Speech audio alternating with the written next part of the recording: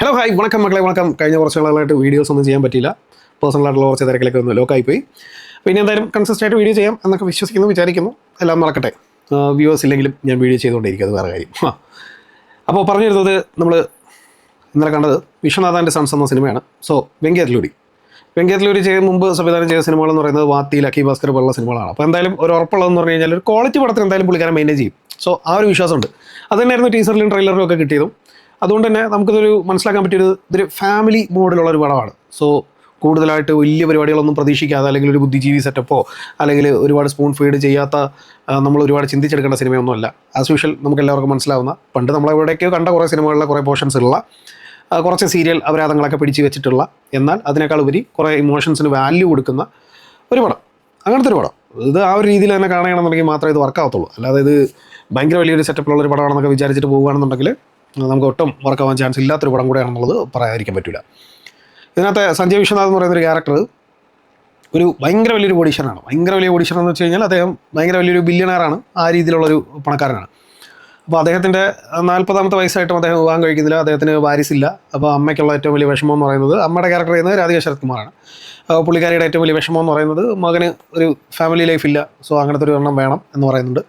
പിന്നെ അദ്ദേഹത്തിൻ്റെ ഒരു അളിയനുണ്ട്, അളിയൻ്റെ വൈഫുണ്ട്, ഇവരൊക്കെ ഫാമിലിയിലുള്ളതാണ്. അപ്പോൾ അദ്ദേഹത്തിൻ്റെ ലൈഫിലൊരു പ്രത്യേക ഇൻസിഡൻറ്റ് സംഭവിക്കുന്ന സമയത്ത് അദ്ദേഹം ഒരു തീരുമാനം എടുക്കുന്നു.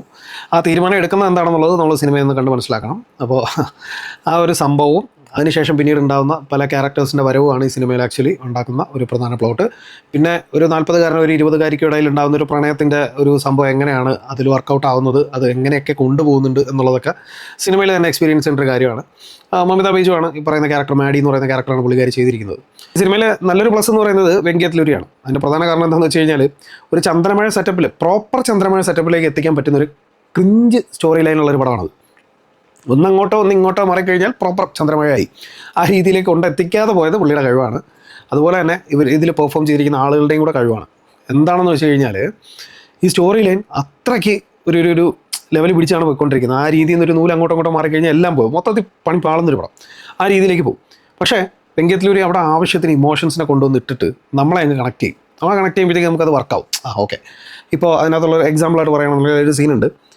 നമ്മുടെ കൈദിയിലൊക്കെ ഉള്ള മറ്റേ നെപ്പോളിയൻ എന്ന് പറയുന്ന പോലീസുകാരൻ ചെയ്തിട്ടുള്ള പുള്ളിക്കാരൻ്റെ ഒരു സീനുണ്ട്. ആ സീനിനെ അത്യാവശ്യം നല്ല രീതിയിൽ കണക്ട് ചെയ്ത് കൊണ്ടുവന്ന് വെക്കുന്നുണ്ട്. ആ സിറ്റുവേഷനും ആ സിറ്റുവേഷനിൽ ആ പറഞ്ഞു പോകുന്ന വിഷയവും ഒക്കെ നമുക്ക് റിയൽ ലൈഫിൽ നമ്മൾ ഒരുപാട് എക്സ്പീരിയൻസ് ചെയ്തിട്ടുള്ള ആൾക്കാരാണ്. സോ അതിൻ്റെയൊക്കെ ഒരു വാല്യൂ എന്താണെന്നുള്ളതൊക്കെ ആ ഒരു സീനിലൂടെ നമുക്ക് ചുമ്മാ നമ്മൾ ഒരുപാട് സിനിമകൾ കണ്ടിട്ടുള്ളതാണെന്നുണ്ടെങ്കിൽ നമുക്കത് വീണ്ടും പറഞ്ഞു തരുന്നത് ഭയങ്കര നൈസായിട്ടാണ്. ശരിക്കും പറഞ്ഞാൽ ഷസാം റിവ്യൂവിൽ പുള്ളിക്കാരൻ പറഞ്ഞൊരു ഡയലോഗുണ്ട്. അതായത് ഇദ്ദേഹം ഒരു ബ്രൂസ് വെയിനാണ്, അതായത് ബാറ്റ്മാനാണ്, പിന്നെ ബട്ട് സൂപ്പർ ഹീറോ അല്ല. ശരിക്കും പറഞ്ഞാൽ ഇതിനകത്ത് സഞ്ജയ് വിശ്വനാഥ് എന്ന് പറയുന്ന ക്യാരക്ടർ അത് തന്നെയാണ്. ഭയങ്കര വലിയ ഓഡീഷനാണ്. പുള്ളിക്ക് പാട്ട് അറിയാം, ഡാൻസ് അറിയാം, പുള്ളിക്ക് ഫൈറ്റ് അറിയാം, എല്ലാ പരിപാടികളും ഉണ്ട്. But is not a super hero. അങ്ങനത്തെ ഒരു സംഭവമാണ്. ആ ഒരു സംഭവത്തിൽ വെച്ച് നോക്കിയിട്ട് പുള്ളി ചെയ്യുന്ന കാര്യങ്ങൾ നമ്മൾ അറിയുന്നുണ്ട്. പുള്ളി എന്തൊക്കെയൊക്കെയോ ആണ്, വലിയൊരു സംഭവമാണ് പുള്ളി. കാരണം എന്ന് വെച്ച് കഴിഞ്ഞാൽ ഒരു ഇൻസിഡൻറ്റ് വരുമ്പോഴത്തേക്ക് സ്പോട്ടിൽ തന്നെ ചെന്നൈയിൽ നിന്ന് മിനിസ്റ്റർ വിളിക്കുന്നത്, അങ്ങനെ വിളിക്കുന്നത്, അങ്ങനെ ഓരോരോ കാര്യങ്ങൾ പുള്ളി ഹാൻഡിൽ ചെയ്യുന്നതൊക്കെ കാണുമ്പോഴത്തേക്ക് നമുക്കറിയാം അത്രയും വലിയൊരു ബില്യണറാണ്. അപ്പോൾ അദ്ദേഹത്തിൻ്റെ ലൈഫിൽ ഉണ്ടാകുന്ന കുറേ ഇൻസിഡൻസ് ആണ് സിനിമയിൽ നമ്മൾ കാണുന്നത്. അതിൽ കുറച്ച് കോമഡി ഉണ്ട്, കുറച്ച് ഇമോഷൻസ് ഉണ്ട്, കുറച്ച് ക്രിഞ്ച് പരിപാടികളുണ്ട്, അതുപോലെ തന്നെ ഫാമിലി ഓറിയൻറ്റഡ് ആയിട്ടുള്ള കുറേ സബ്ജക്ട്സുകളുണ്ട്. ഇങ്ങനെ കുറേ പരിപാടികളുണ്ട്. ഇപ്പോൾ പെർഫോമൻസ് സൈഡിലേക്ക് വരികയാണെന്നുണ്ടെങ്കിൽ നമുക്കറിയാം സൂര്യ നടിപ്പിൻ നായകൻ എന്നൊരു പേര് കിട്ടിയതിന് ശേഷം പുള്ളിക്കാരൻ ചെയ്തു വെച്ചിരിക്കുന്ന കുറേ ക്യാരക്ടേഴ്സൊക്കെ എന്തുകൊണ്ടാണ് പുള്ളിക്ക് കിട്ടിയതെന്നും നമുക്കറിയാം. അപ്പോൾ ക്യാരക്ടർ വൈസ് പുള്ളിക്കാരൻ അടിപൊളിയായിട്ട് എല്ലാം ചെയ്യുന്നുണ്ട്. ബട്ട് പുള്ളിയുടെ ഈ അടുത്ത കാലത്തുള്ള കുറച്ച് സ്ക്രിപ്റ്റ് സെലക്ഷൻ ഭയങ്കര മോശമായിപ്പോയി, അല്ലെങ്കിൽ മേക്കേഴ്സിൻ്റെ പ്രശ്നം കൊണ്ട് സിനിമ ആ ഒരു രീതിയിലേക്ക് എത്തിപ്പോയി എന്നൊക്കെ ഉള്ളത് നമുക്ക് അറിയാൻ പറ്റും.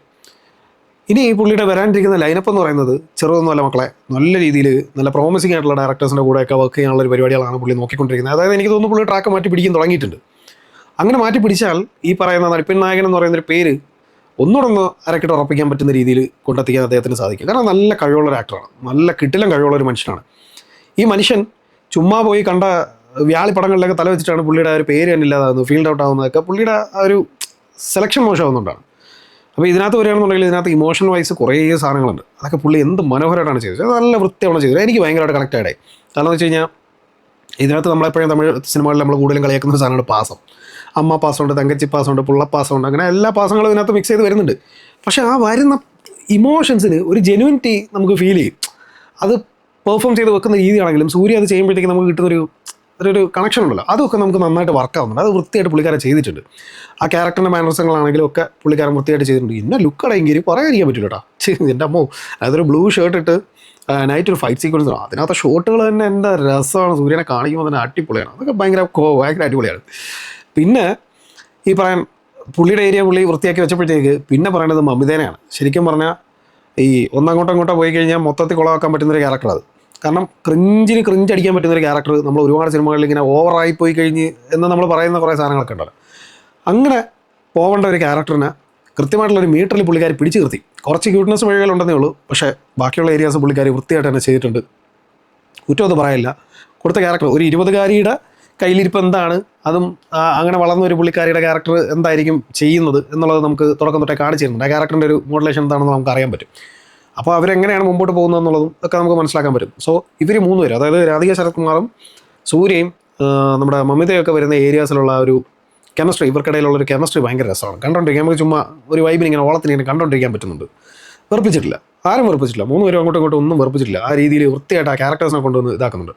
പിന്നെ ഈ ചില ഫാമിലി ഓറിയൻറ്റഡ് ആയിട്ടുള്ള കുറേ സംഭവങ്ങളും സബ്ജക്ട്സുകളൊക്കെ വരുന്നുണ്ട്. ആ ഏരിയാസിലൊക്കെ സൂര്യ ആണെങ്കിലും മമിതയാണെങ്കിലും രാധികയാണെങ്കിലും ഒക്കെ വൃത്തിയാവണം ചെയ്തു വെച്ചിട്ടുണ്ട്. നമുക്കത് കുറ്റം പറയണമെന്ന് തോന്നത്തില്ല, ബട്ട് നമുക്ക് കണ്ടുകൊണ്ടിരിക്കാം. പക്ഷേ ഇതിൻ്റെ ഒരു പ്ലേസ്മെൻ്റ് എന്ന് പറയുന്നത് ഇത് ഭയങ്കര വലിയ പണക്കാരാണ്. ഈ വീട്ടിലാകെ 3 പേര് മാത്രമേ ഉള്ളൂ. ഈ അമ്മയും മോനും, പിന്നെ കുറേ പണിക്കാരും, പിന്നെ ഇദ്ദേഹത്തിൻ്റെ അളിയനായിട്ടുള്ളൊരു ആളും മാത്രമേ ഉള്ളൂ. പിന്നെ രവീണ ടണ്ടൻ ചെറിയൊരു ക്യാരക്ടറായിട്ട് ഇതിനകത്ത് എത്തുന്നുണ്ട്. അവരുടെ ക്യാരക്ടറിന് ഒരു പ്രാധാന്യമുള്ളൊരു ക്യാരക്ടർ തന്നെയാണ്.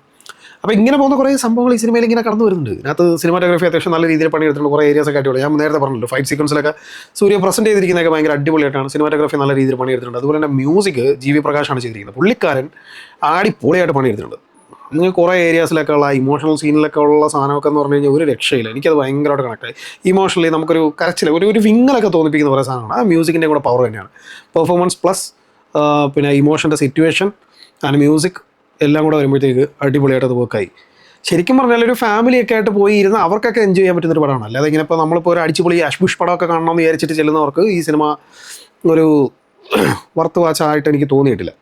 ഇത് ഈ ഒരു രീതിയാണ്, ഇത് ഇങ്ങനെ പോകുന്നൊരു പടമാണ്. അതിനകത്ത് കൂടുതലൊന്നും ചെയ്യാനില്ല. പിന്നെ ഇതിനകത്ത് ഈ പറഞ്ഞല്ലോ, ഒരു 40-കാരനും 20-കാരിക്കോടുള്ള ഒരു പ്രണയത്തിൻ്റെ ഒരു സാധനം ഇങ്ങനെ ഒരു കോർ എലമെൻ്റായിട്ട് ഇങ്ങനെ ഇട്ടിട്ട് കൊണ്ടുപോകുന്നുണ്ട്. ലാസ്റ്റ് അവരെടുക്കുന്ന ഡിസിഷൻ ആണെങ്കിലും ഒക്കെ ഭയങ്കര നൈസാണ്. അതിൽ പറഞ്ഞു വെക്കുന്ന റിലേഷൻഷിപ്സിൻ്റെ കാര്യങ്ങളാണെങ്കിലും ഒക്കെ ഭയങ്കര നൈസായിട്ട് അതിനെ പ്രസൻറ്റ് ചെയ്തിട്ടുണ്ട്. അത് നമുക്ക് വർക്കാവുകയും ചെയ്യും, കുഴപ്പമില്ല. ത്രൂ ഔട്ട് നമുക്കിങ്ങനെ ഒരു വൺ ടൈം വാച്ചബിളിന് കണ്ടിരിക്കാൻ പറ്റുന്ന, എന്നാൽ വലിയ സംഭവമൊന്നും ഇല്ലാത്ത, നമുക്ക് കണ്ടുകൊണ്ടിരിക്കുമ്പോൾ വലിയ ബോറൊന്നും അടിക്കാത്ത കുറച്ച് സീരിയൽ ലെവൽ പരിപാടികളൊക്കെ ഉള്ള ഒരു നോർമൽ പടമാണ് വിശ്വനാഥാൻ്റെ സൺസ് എന്ന് പറയുന്നത്. ഇതിനകത്തിപ്പോൾ ശരിക്കും പറഞ്ഞാൽ കുറച്ച് കാര്യസ്ഥനുണ്ട്, കുറച്ച് വാരിസുണ്ട്, ഇങ്ങനെയുള്ള കുറേ സാധനങ്ങളൊക്കെ അവിടുന്ന് ഇവിടുന്ന് എല്ലാം കൂടെ മിക്സ് ചെയ്ത് ഇട്ടിട്ടുണ്ട്. പക്ഷേ എന്നിരുന്നാലും ഒരു പ്രോപ്പർ സീരിയലിലേക്ക് കൊണ്ടെത്തിക്കാതെ പരമാവധി പിടിച്ചു നിർത്തിയിട്ടുണ്ട്. സോ സിനിമ കണ്ടു നോക്കുക, അഭിപ്രായങ്ങൾ വിലയിരുത്തുക. ഇൻഷോർട്ട് മല്ലി ഈ സിനിമയ്ക്ക് കൊടുക്കുന്ന റേറ്റിംഗ് 3.5 out of 5 ആണ്. അപ്പോൾ നിങ്ങളുടെ അഭിപ്രായങ്ങൾ കമൻറ്റ് ചെയ്യാൻ മറക്കരുത്. നിങ്ങളുടെ നിർദ്ദേശങ്ങൾ കമൻറ്റ് ചെയ്യുക. അപ്പോൾ നമ്മുടെ ചാനൽ ഇഷ്ടപ്പെടുകയാണെന്നുണ്ടെങ്കിൽ ചാനൽ സബ്സ്ക്രൈബ് ചെയ്യുന്ന കാര്യം പരിഗണിക്കുക. അതുപോലെ തന്നെ പുതിയ വീഡിയോസും റിവ്യൂസും റോസ്റ്റിംഗ് ഒക്കെ ഞാൻ വീണ്ടും വരുന്നതായിരിക്കും. അതുവരേക്കും